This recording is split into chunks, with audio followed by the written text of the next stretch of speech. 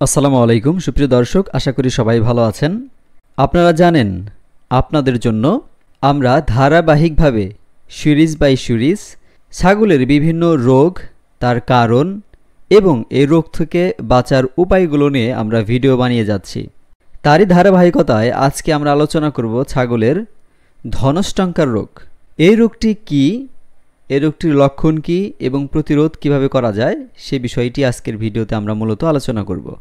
আশা করি ধৈর্য ধরে ছোট্ট ভিডিওটি সম্পূর্ণ দেখবেন।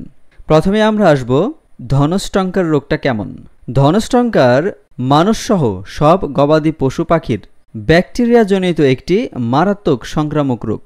বাংলাদেশ সহ বিশ্বের প্রায় সকল দেশে এ রোগ দেখা যায়। ছাগলের সাধারণত খাসি করানো, প্রসব বা অন্য কোনো গভীর ক্ষতের কারণে এ রোগ হতে পারে।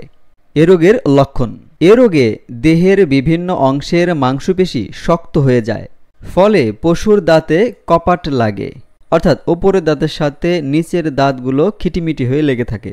মাংসপেশির কম্পন ও খিঁচুনি দেখা যায়। প্রস্রাব পায়খানা হয় না, যে কোনো শব্দে পশু চমকে ওঠে। শেষ অবস্থায় তাপমাত্রা বৃদ্ধি পায় এবং শ্বাস রোধ হয়ে মারা যায়।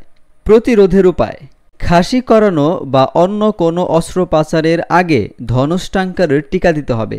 তাছাড়া স্বাস্থ্যসম্মতভাবে যে কোনো অস্ত্রোপচার করতে হবে। প্রতিকার: সাধারণত এ রোগের চিকিৎসায় তেমন ফল হয় না, তবে প্রাথমিক পর্যায়ে রোগ শনাক্ত করা গেলে ক্ষত স্থান অ্যান্টিসেপটিক দিয়ে ধুয়ে দিতে হয় এবং মাংসে এটিএস ইনজেকশন দিতে হবে। তাছাড়া উচ্চ মাত্রায় পেনিসিলিন জাতীয় অ্যান্টিবায়োটিক প্রয়োগ করতে হবে। মাংসপেশি শিথিল করার জন্য ক্লোরাল হাইড্রেট ও ম্যাগনেসিয়াম সালফেট ইনজেকশন দিতে হয়।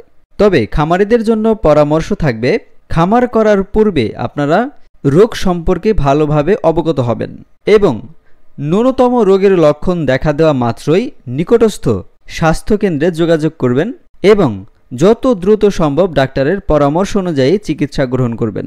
সেক্ষেত্রে অবশ্যই আমরা বড় ক্ষতির হাত থেকে বাঁচতে পারব। আশা করি ভিডিওটি আপনাদের ভালো লেগেছে। আমাদের পরবর্তী ভিডিওগুলো পেতে অবশ্যই আমাদের চ্যানেলটিকে সাবস্ক্রাইব করে আমাদের পাশেই থাকুন। সবাই ভালো থাকুন, সুস্থ থাকুন। আল্লাহ হাফেজ।